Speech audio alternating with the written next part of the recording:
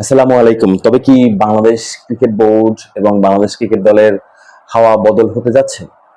পরপর ৩ টা সিরিজ কিন্তু ওয়ানডে ম্যাচ সিরিজ জিতে দিল মিরাজের নেতৃত্বে। তাহলে এখন যে নবম স্থানে আছে সেখান থেকে আসলে র্যাঙ্কিং কততে যেতে পারে আরকি? নবম স্থানেই থেকে যাবে এখনো। পরবর্তী সময়ে আরো যদি উন্নতি করে তাহলে অষ্টম, সপ্তম এভাবে চলে যাবে এবং ২০০০ পরবর্তী সময় ২০২৭ সালে যে বিশ্বকাপ যেটা আছে সেখানে র্যাঙ্কিং, তারপর ৩১ সালের র্যাঙ্কিং এ অর্থাৎ বাছাই পর্ব খেলার ক্ষেত্রে বাংলাদেশের যে অবস্থানটা সেক্ষেত্রে আমরা দেখে নেব।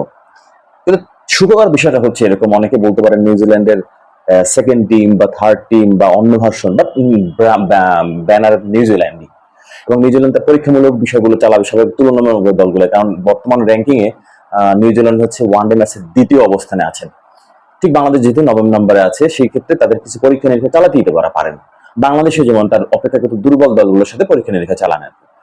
আচ্ছা, দেখে যাক ২-১ এর সিরিজ জিতেছে Bangladesh cricket board, Bangladesh cricket দল। বাংলাদেশ ক্রিকেট বোর্ড বললেও ভুল হবে না, কারণ বর্তমান সময়ের প্রেসিডেন্ট আছে তামিম ইকবাল খান। সে যার করোনায় বেঁচে গেলেন তার প্রথম সিরিজ এটা। সাথে সাথে হচ্ছে আমরা আরো জানাচ্ছি যে পারফরমেন্সের দিক থেকে যে কি ওয়ার্ড গুলো একই সাথে কিন্তু ৩ জনের পারফরমেন্স কিন্তু খুবই আমাদেরকে আরো চমকপ্রদ করেছে। যেটা হচ্ছে কি, আমরা রেজাল্ট তো জানি সবাই কম বেশি। ৫৫ রানে বাংলাদেশ নিউজিল্যান্ডের সাথে জিতল ফাইনাল ম্যাচে, এবং যেটা হচ্ছে ২-১ সিরিজ জিতেছে। শুরুতে আমি বলতে চাচ্ছি যে নাজমুল হোসেন শান্ত, যে কিনা ২০ ম্যাচ পরে সে হচ্ছে 100 করেছেন, এবং এবং লিটন কুমার দাস ৭০ রান করেছেন ১৯ ম্যাচ পরে। আর সবচেয়ে চমৎকার বিষয় হচ্ছে টপ পারফরমেন্স, যদিও ২টা ম্যাচ কেনেনি, গতকালকেরই তার এই সিরিজের অভিষেক হয়েছিল মোস্তাফিজুর রহমানের। ৫টি উইকেট নিয়েছেন, এবং যদিও তিনি হচ্ছেন ৬০ ম্যাচ পরে এটা নিয়েছেন আর কি। সেক্ষেত্রে আবার দেখা যাচ্ছে যে লেফট হ্যান্ডের যে পেস বোলার আছে তার উপরে, অর্থাৎ পঞ্চম ফাইপার পাওয়ার ক্ষেত্রে মোস্তাফিজুর রহমান সিরিয়ালে আছেন, তার আগে আছেন মিচেল স্টার্ক আছেন। সো এগুলো সুখবর বিষয়, বাংলাদেশ ক্রিকেটের জন্য সুখবর বিষয়, এবং আমরা যারা ক্রিকেট প্রেমী যারা আছি তাদের জন্য সুখবর আর কি। চলুন আজকের আমরা প্রথম একই সাথে আমরা এখন দেখতে যাচ্ছি হচ্ছে মোস্তাফিজুর রহমানের ফাইপারের উইকেট গুলো আসলে কিভাবে মোস্তাফিজুর রহমান ৫টা উইকেট নিয়েছেন। মোস্তাফিজুর রহমান ৯ ওভারে ২টা মিডন নিয়ে ৪৩ রান দিয়ে ৫ উইকেট নিয়েছেন।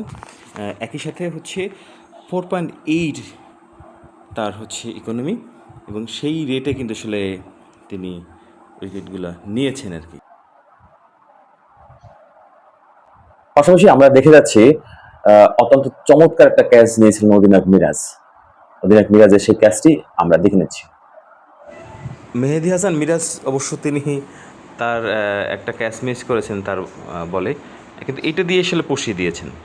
এর মধ্য দিয়ে আমরা দেখে নিচ্ছি বাংলাদেশের যে উইনিং মোমেন্টটা আছে সেই উইনিং মোমেন্টটার সিনেরিটা।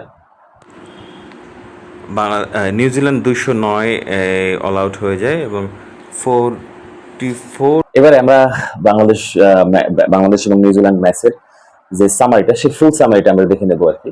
প্রথমে বাংলাদেশ ব্যাটিং করেন ২৬৫ রান ৮ উইকেটে ৫০ ওভারে, এবং এখানে উল্লেখযোগ্য ইনিংসের মধ্যে হচ্ছে নাজমুল হোসেন শান্তর ১০৫, এবং হচ্ছে লিটন কুমার দাসের ৭৬ রান এবং ৯১ বলে। এবং আমরা শুরুতে বলে নিয়েছিলাম যে লিটন কুমার দাস দীর্ঘ কয়েকটা ম্যাচ পরে হাফ সেঞ্চুরি করেন, তারপরে হচ্ছে নাজমুল হোসেন শান্ত দীর্ঘ কয়েকটা ম্যাচের পরে হাফ সেঞ্চুরি মানে সেঞ্চুরি করেন। এই উল্লেখযোগ্য ইনিংসের মধ্যে তৃতীয় সর্বোচ্চ রান সংগ্রহ নট আউট হিসেবে তৌহিদ হৃদয় ছিলেন আর কি, ২৯ বলে ৩৩ রান করেন, এবং সেক্ষেত্রে মেডিসিন মিরাজ হচ্ছে ২২ রান করেন উল্লেখযোগ্যের মধ্যে। যদিও এই সিরিজেও এবং এই ম্যাচেও সৌম্য সরকার ব্যর্থ, যদি বারবার বাংলাদেশ ক্রিকেট টিমে সৌম্য সরকার চলে আসছেন, বাট পারফরমেন্সের দিক থেকে আসলে যখন ন্যাশনাল টিমের ডাক পড়েন আসলে পারফরমেন্সটা সেভাবে দেখাতে পারেন না। আমরা জানি সৌম্য সরকারের ট্যালেন্টের কোনো ঘাটতি নেই, আমরা দেখতে চলছি হাইলাইটস গুলো, তার সাথে সাথে যে যে কথাগুলো আমরা বলে দিচ্ছি একটু জানাচ্ছি সেটা। তো সৌম্য সরকারের বিষয়গুলো হচ্ছে এরকম বারবার আসছেন, এবার আসলে ফেইলার হচ্ছেন আর কি। আমরা জানি না আসলে কবে তিনি থিত হবেন। আমরা আশা করি তার ট্যালেন্টটা বাংলাদেশ ক্রিকেট উপভোগ করবেন এবং বাংলাদেশ ক্রিকেট সম্পূর্ণরূপেই সেটা পাবেন আর কি। তার সাথে সাথে হচ্ছে বাংলাদেশ ৮ উইকেটে ২৬৫ রান করেন ৫০ ওভার কমপ্লিট করে, নিউজিল্যান্ডের পক্ষ থেকে উইলিয়াম আর কি 3 উইকেট নেন আর কি উল্লেখযোগ্য উইকেটগুলোর মধ্যে, এবং হচ্ছে বেন লিস্টার হচ্ছে যে 2 উইকেট নেন। এর সাথে এছাড়াও আর কি জাইডেন লিনক্স আর কি 2 উইকেট নেন আর কি। এদিক থেকে বাংলাদেশের নিউজিল্যান্ডের যখন ব্যাটিং করতে নামেন, বাংলাদেশ যখন বল করেন, প্রথম যে উইকেটটা মানে যায় সেটা হচ্ছে 8 রানে, 1 উইকেট যায় 54 রানে, 61 রানে এবং 108 এবং 124, 137, সাথে সাথে হচ্ছে 150 এবং 154-তে এবং 160-এ নবম উইকেট যাওয়ার পরে কিছুটা বাংলাদেশ কিন্তু ব্যাকফুটে যায়। আসলে কি হবে না হবে একটু লিটল বিট টেনশনের বিষয় ছিল আমাদের, বাট আসলে সেটা আমরা আসলে ওভারকাম পতন হয় আর কি। এবং এই উইকেট গুলো আর কি দেখা গেছে যে আমরা মানে পর্যায়ক্রমে লিটল বিট যে মানে পার্টনারশিপ জিতছিলেন আর কি নিউজিল্যান্ডের সর্বোচ্চ পার্টনারশিপের দিক থেকে 50 রানের, এবং লাস্ট উইকেটই ছিলেন বেন লেসার এবং ডেন ফক্সকর্পের মধ্যে, যেটা হচ্ছে 50 রানের 31 বলে, এবং এটাই হচ্ছে যে ওদের উল্লেখযোগ্য। তারপর হচ্ছে দ্বিতীয় সর্বোচ্চ পার্টনারশিপ ছিলেন মোহাম্মদ আব্বাসের সাথে এবং নিকলি কেলির সাথে আর কি 47 রানের আর কি। এর মধ্যে থেকে আমরা জানাচ্ছি যে হচ্ছে মোস্তাফিজুর রহমান আর কি তিনি মাত্র 9 ওভারে 43 রানে 5 উইকেট নিয়েছেন আর কি। এবং একই সাথে জানাচ্ছি যে শরীফুল ইসলাম 7 ওভারে 19 রানে 1 উইকেট নেন। ইকোনমির দিক থেকে শরীফুল ইসলাম পজিশন তার ভালো আছেন। নাহিদ রানা হচ্ছেন যিনি এই সিরিজের ম্যান অফ দ্য সিরিজ হয়েছেন আর কি উইকেটের দিক থেকে। নাহিদ রানা এই ম্যাচেও 2টি উইকেট নেন এবং 37 রানে একটা মেডেন উইকেট সহ মরিন ওভার সহ 10 ওভারে 37 রানে 2 উইকেট নেন আর কি। এছাড়া অধিনায়ক মেহেদী হাসান মিরাজ 8.5 ওভারে 36 রানে 2টি উইকেট নেন। অবশ্যই বাংলাদেশের এই ইনিংসগুলো উল্লেখযোগ্য, এবং একই সাথে এই পারফর্মাররা যখন পারফরমেন্স করে তখন বাংলাদেশে একটা অদম্য অবস্থায় থাকে। আপনারা নিশ্চয়ই আমার সাথে একমত হবেন আর কি, যে বাংলাদেশের পারফরমেন্স থেকে গতকালকের আমরা যার কারণেই খুশি হয়েছি, এবং আমরা এই বাংলাদেশ ক্রিকেট বোর্ডের এই উত্থানকে চাচ্ছি, বাংলাদেশ ক্রিকেট দলের সাফল্যকে কামনা করছি।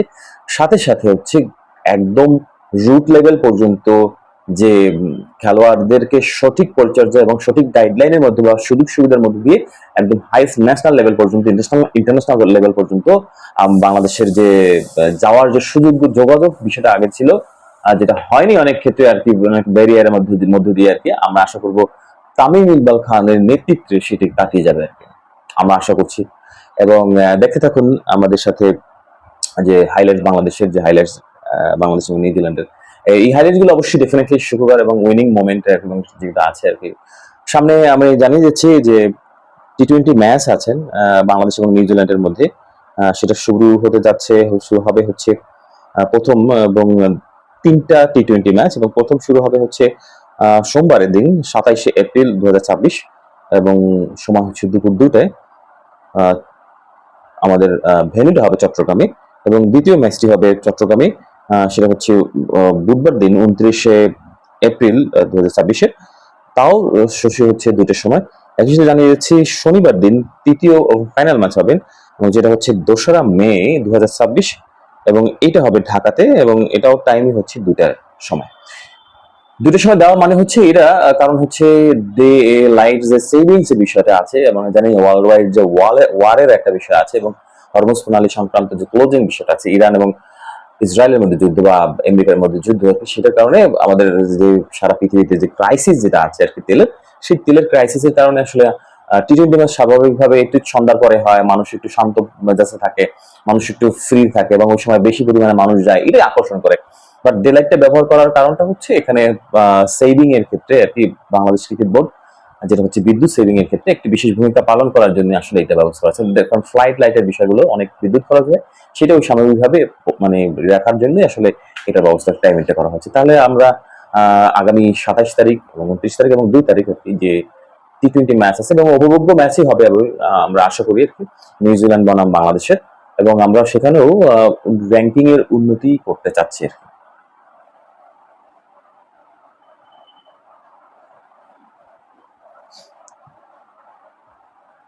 আমরা একই সাথে স্মরণ করতে যাচ্ছি আর কি আসলে টি-20 কথা যখন সামনে চলে এসেছে, আমরা কিন্তু গত টি-20 বিশ্বকাপটা আমরা খেলিনি আর কি। যদিও আমরা যদি আমাদের সদিচ্ছা থাকতো, যদিও এখানে ভারতের তার একগুঁয়েমা ছিল, আমাদের বাংলাদেশ ক্রিকেট বোর্ডেরও তার একরোখা ভাব ছিল, আর সাথে হচ্ছে যে ভারতীয় জনগণের যে বিষয়গুলো উচ্ছৃঙ্খল কিছু অংশ যে জনগণগুলোর কথা বলছি, তাদের যে অ্যাক্টিভিটিস গুলো ছিল, যার কারণে নিরাপত্তার অজুহাতেই আর কি দেওয়া হয়েছে। আমি অজুহাত বলছি এইটা যে এটা চাইলেই হিসেবে আমরা মিনিমাইজ করতে পারতাম, যদিও রিস্ক ফ্যাক্টর থেকে যাচ্ছে মোস্তাফিজুর রহমান থেকেই শুরু করে। বাট এটুকুই থাকুক না, এবং এটুকু না থাকলে আসলে যারা ডিস্টার্ব করতে চাচ্ছে, খেলার মধ্যে রাজনীতি ঢুকাতে যাচ্ছে, তাদের জন্য এটা আসলে চলমান চলতে থাকুক। ধন্যবাদ সকলকে।